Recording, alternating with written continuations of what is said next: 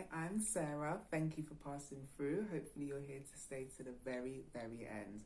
So, I just want to talk to all the mummies out there who maybe are currently not working or you're not on the career path that you expected yourself to be.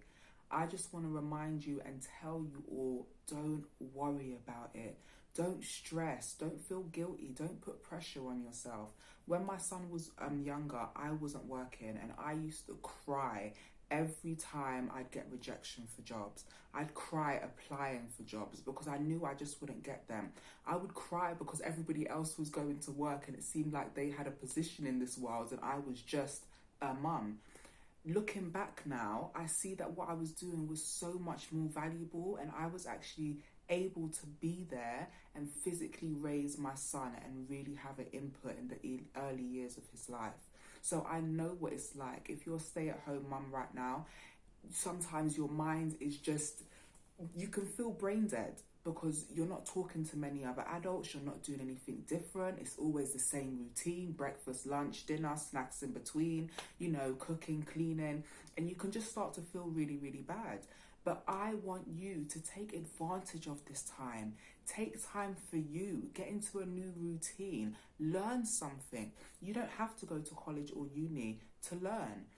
There's so many online courses you can do. You can be watching YouTube on a regular basis and teaching yourself a new subject. It doesn't matter. I love online courses. I'm all about self-help and self-growth. I just always want to progress and be the best that I can be. This has just been a passion of mine since I was younger. So that's something that you could do as well. And you don't have to pay for courses. There are so many free courses out there that you can still get certified for. And there's so many cheap courses as well. Like, you really have no excuse not to learn something new. If you plan at being at home for the next 3 years, you could read a book every week. And in that time, you're going to be learning, you're going to be improving, you're going to be making your brain stronger, you're going to be taking in knowledge that you didn't know before. And that is what's most important. Right now, you're already doing a job.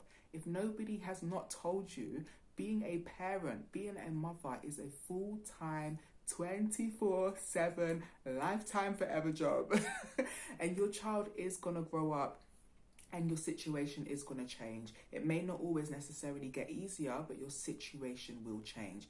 I used to feel like my son would be breastfeeding for the rest of my life. So when people used to say to me, oh, he's going to get bigger, the time's going to fly by, I'd be like, shut up. No, he isn't. He's forever going to be breastfeeding.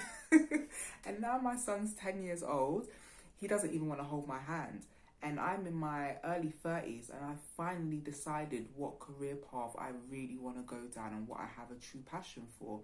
So sometimes it's just not the time for you to be working. There's other things that you should be focusing on. Maybe this is your time to focus on getting your health back in check, like really back in check. This could be a time for you to reconnect with some other friends who have children as well. This could be a time for you simply to invest in yourself.